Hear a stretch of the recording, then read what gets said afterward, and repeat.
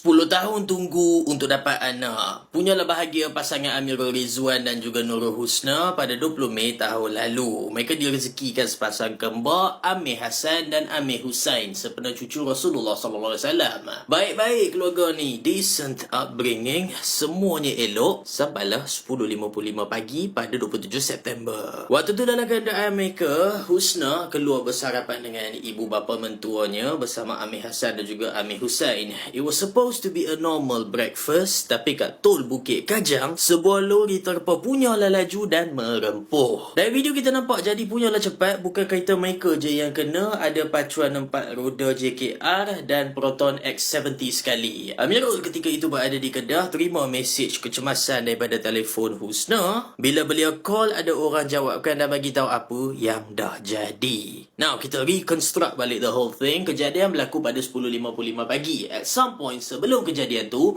lori 3 tan tu dikatakan pancit. Dikatakan, ini laporan daripada saksi tau. Dah pancit, brek lori tu pula tak berfungsi. Yang ni pula masih dalam siasatan ketika video ni dibuat. Kena tengok balik bila dah sah. Setakat yang kita tahu, lori dah pun diselenggara pada April lalu. Tapi pihak polis dah sahkan satu benda yang sangat tak masuk akal. Pemandu lori tu pergi lompat keluar. Maka waktu rempuhan ni, lori tu dah tak ada pemandu. Bukan lori dah waktu tu. Sebaliknya dah jadi misil, laju dan lethal. Cuma isunya bukan pancit, isunya bukan brek pun. Isu sebenar adalah pemandu pergi lompat keluar ketika lori ni tengah laju. Dah kita duk reconstruct benda ni, kita kenal pasti kelajuan. Ini rakaman lokasi kejadian. Saya letak one frame after another. Korang boleh nampak the very moment lori tu masuk je, Honda City putih tu dah pun dilanggar sebelum dia rempuh pacuan 4 roda. So pelanggaran ni dah start at some point sebelum tu lagi, sebelum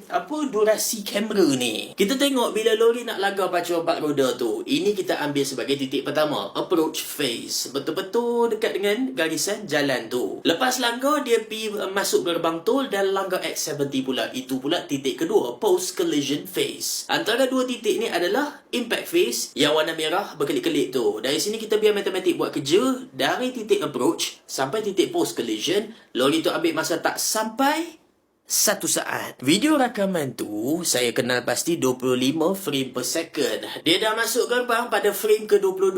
Tak sampai 1 saat. 0.88 saat give or take. Jarak impact phase tu pula kita boleh kenal pasti dengan menggunakan map. Ini lorong kejadian, garisan kat jalan dan gerbang. Map kata satu pembaris ni 5 meter macam kau boleh tengok kat situ. So perlu 4 pembaris daripada titik approach sampailah gerbang tu. 4 pembaris 5 meter total up 20 meter. Lori tu rentas 20 meter dalam masa 0.88 saat. Dan apply kat formula, dapatlah 81.8 km sejam. Give or take. Mind you, kelajuan ni selepas lori tu dah rempuh 2 buah kenderaan. Honda City tu kena dulu tak tahu bila, sebelum masuk frame kamera lagi. Objek yang bergerak bila dah langgar sesuatu akan slow down. Lebih-lebih lagi bila objek tu dah tak ada pemandu dah. Tapi slow down tu pun kita still dapat angka give or take 81 km sejam. Berapa kelajuan yang sepatutnya kat highway tu?